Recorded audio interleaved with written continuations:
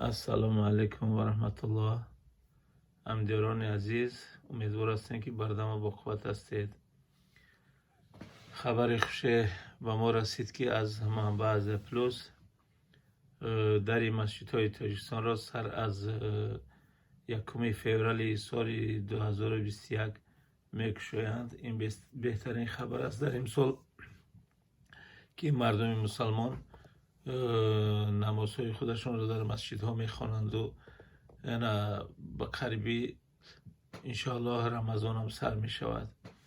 سبب بسته شدن این مسجد ها در آن بود که بیماری کووید 19 همگیر که دنیا را فرا گرفته است، سبب همین در این مسجد ها را بسته بودند. از سال 2020 ماه اپریل تا حالا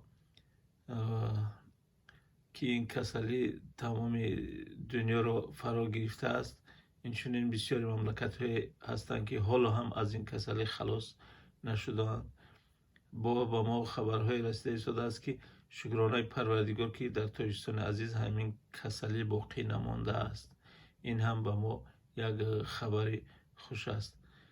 برای تمام مسلمانان تاجیکستان مبارک بادایی میکنم این خبر خوش را. با کانال ما ابونه شوید، پادپیسات را فراموش نکنید. السلام علیکم و رحمت الله و برکاته.